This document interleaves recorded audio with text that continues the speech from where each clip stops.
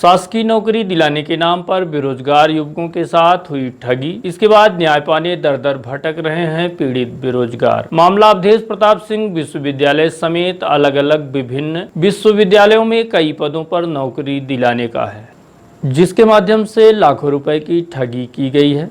वहीं इस मामले की शिकायत अब पीड़ित बेरोजगार युवक द्वारा पुलिस व विश्वविद्यालय में की गई है। आपको बता दें कि इस ठगी के शिकार तकरीबन 127 लोग हुए हैं, जिन्हें अलग अलग विश्वविद्यालयों के विभिन्न पदों पर नियुक्ति देने का लालच देकर लाखों रुपए की ठगी की गई है। यह मामला रीवा के अवधेश प्रताप सिंह विश्वविद्यालय सहित शहडोल के पंडित शंभुनाथ विश्वविद्यालय तथा ग्रामोदय विश्वविद्यालय चित्रकूट एवं छतरपुर विश्वविद्यालय से जुड़ा हुआ है, जहां पर कंप्यूटर ऑपरेटर, प्यून के अलावा अटेंडर व लाइब्रेरियन समेत अन्य पदों पर नौकरी दिए जाने के माध्यम से 127 लोगों के साथ बड़ी धोखाधड़ी कर उनसे लाखों रुपए ऐंठ लिए गए हैं। उसके बाद फर्जी इंटरव्यू कराकर नियुक्ति लेटर भी दिए गए। हालांकि इसके बाद किसी का कोई अता पता नहीं है। वहीं फर्जीवाड़े का शिकार हुए युवक अजीत सिंह के मुताबिक उनकी पहचान के राहुल पटेल व विश्वविद्यालय में तैनात गार्ड विनोद तिवारी द्वारा विश्वविद्यालय में नौकरी दिलाए जाने का झांसा दिया गया।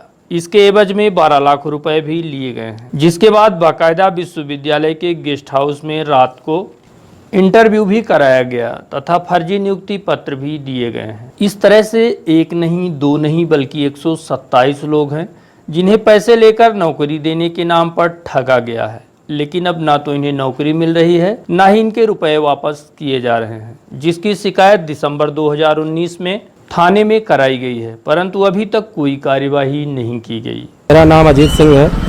मेरी मुलाकात राहुल सिंह पटेल नाम के लड़के से हुई थी, जो ग्राम रजहा का रहने वाला है। वो और विनोद तिवारी जो कुलपति के गार्ड हैं, उनसे मुलाकात हुई। ये लोग हमसे नौकरी के नाम पर लगभग 70-80 लाख रुपए हम लोगों से लिए हैं। हम लोगों में लगभग 127-28 बच्चे हैं जो पैसा दिए हैं।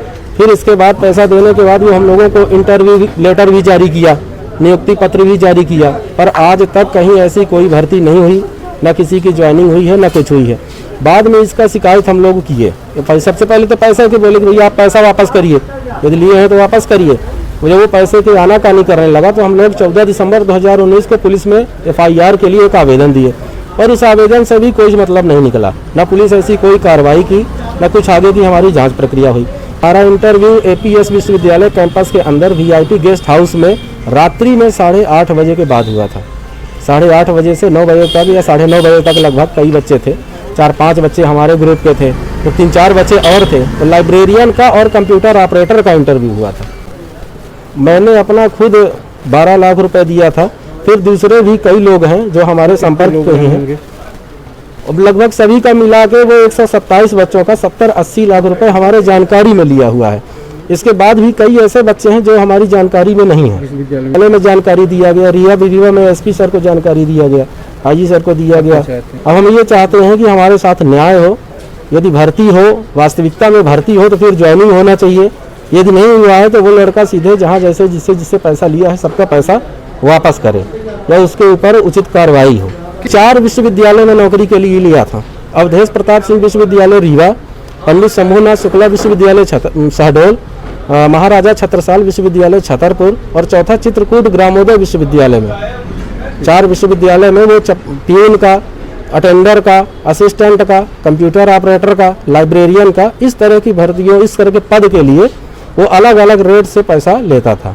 इस पूरे मामले को लेकर विश्वविद्यालय के कुलपति से बात की गई तो उन्होंने कहा कि मीडिया के द्वारा जानकारी प्राप्त हुई है, जिसके बाद पूरे मामले की जांच कराई जा रही है।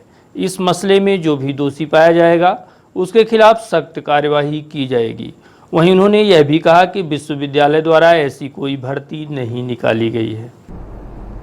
संज्ञान में आया हम सब लोगों के।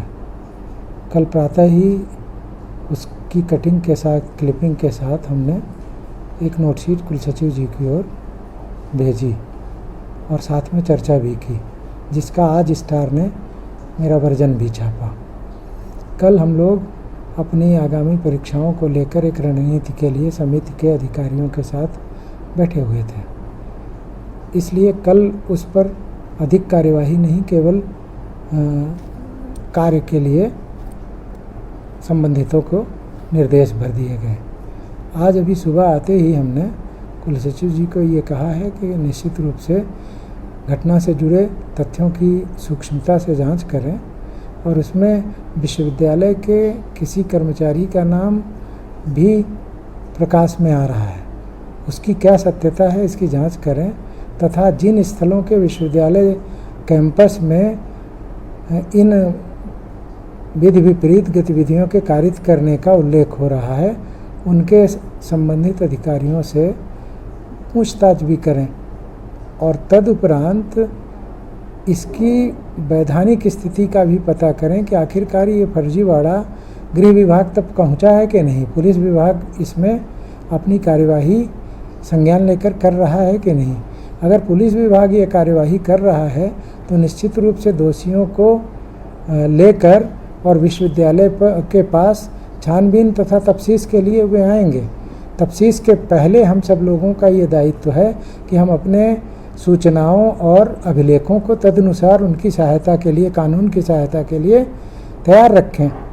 तो इस लाइन पर हम लोग काम कर रहे हैं। अभी कुल सचिव से मंत्रणा के बाद हम शाम तक ये बता पाने की स्थिति होंगे कि आखिरकार उस पर विश्वविद्यालय स्तर पर हम लोगों ने कार्यवाही को किस सीमा तक है। विश्वविद्यालय के अंदर एक कैंपस के अंदर जो 4 विश्वविद्यालयों के नाम से, हाँ जी वो पता था। बड़ी बात सामने आई नहीं तो अब देखिए, किसी भी गतिविधि के लिए एक वास्तविक गतिविधि है, न्यायिक गतिविधि है और एक उसका उल्टा फर्जीवाड़ा है। न्यायिक गतिविधि में तो विश्वविद्यालय ने इस तरह की, अब किसी विश्वविद्यालय ने भी कभी नियुक्तियों का कोई प्रस्ताव विज्ञापन या किसी माध्यम से दिया नहीं है। अब कोई अपनी ओर से फर्जीवाड़े के तहत विश्वविद्यालय के बैनर का, विश्वविद्यालय के अधिकारियों के फर्जी हस्ताक्षर का या इनका प्रयोग करके काम कर रहा है तो ये तो पुलिस विभाग के अपनी कार्यवाही का हिस्सा बनता है। कर्मचारी का नाम आ रहा है और दूसरा एक किसी विश्वविद्यालय के भवन का इस कार्य है तो अनुचित कार्य हो तो उपयोग आ रहा है। इन दोनों परिस्थितियों के लिए कुल सचिव को कार्यवाही करने का हमने निर्देश दिया है।